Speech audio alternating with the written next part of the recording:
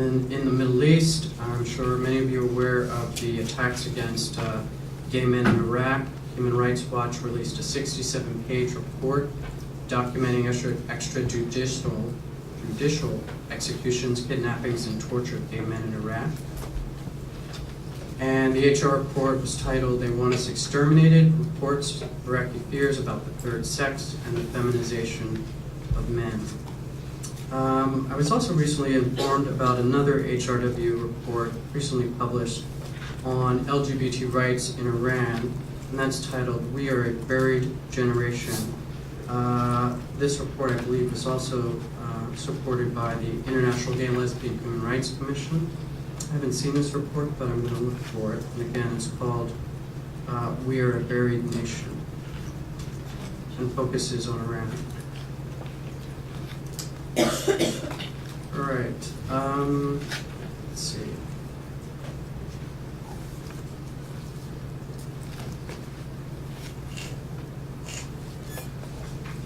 What I want to do quickly, instead of just sort of focusing on some of these things that are happening around the world, because I think you're pretty familiar with them, I'm going to go to the country conditions information pretty quickly, sort of see if we can get to that.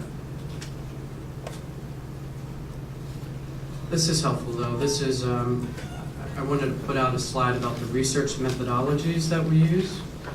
We use publicly available information, compare multiple sources, and identify sources as precisely as possible. These are some of the factors that go into assessing our sources: relevance, clarity, comprehensiveness, availability. We try and screen out for bias, timeliness, qualification of the source, and reliability of the source. This is how it's used, COI, in the adjudication process. Used in pre-interview preparation by asylum officers, refugee officers, during the interview to probe credibility, and used during the decision-making to support the decision.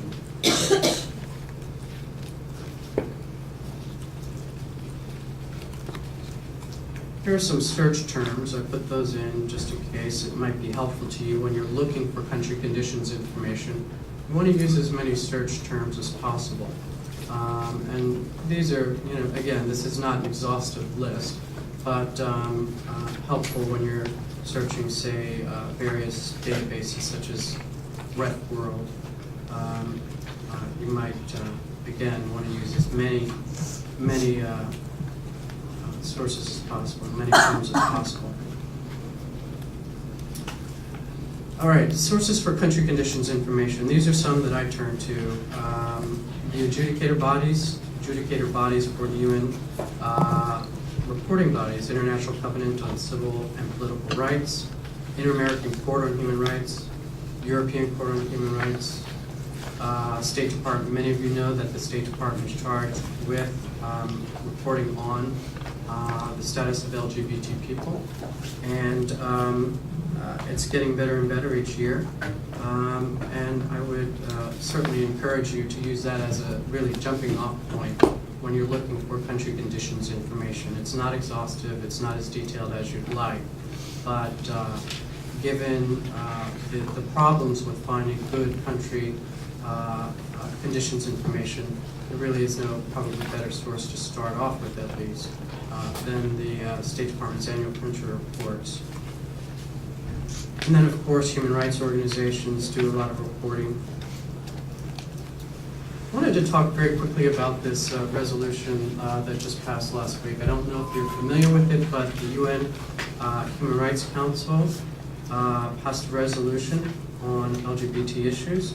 And this is really important. I'm just going to very quickly mention a couple things which I think really are noteworthy about this particular resolution. It is the first resolution to address sexual orientation, and gender identity.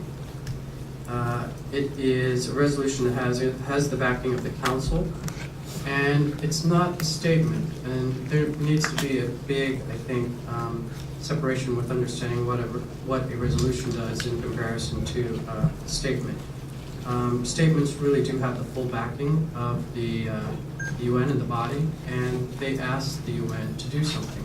Statements sort of generally take a position on a particular issue, but resolutions really ask for the UN and member states and the body to take some sort of action. And so one of the things that I think is really important about this is that what's going to come out of it is going to be a reporting mechanism, or at least a report on sexual orientation and gender identity.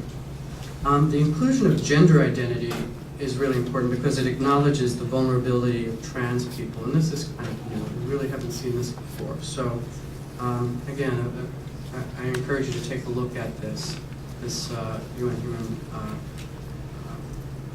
Rights Council resolution. New sources and tools. We're still exploring where this will come in terms of documentation issues for us, Twitter, Facebook, and so forth. But I'm working with my European colleagues who head up research units within their organizations, and we're looking at Twitter and Facebook and whatnot.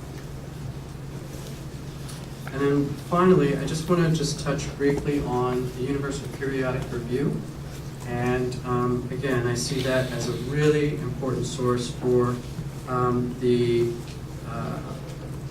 preparation of country conditions information to help adjudicators, to help lawyers, advocates do documentation. So I encourage you to look to the Universal Periodic Review, or also known just as UPR, to find documents, information to help you with your cases. And if you want to talk later, I'm happy to give you the sites and tell you how to access some of these programs. Thank you.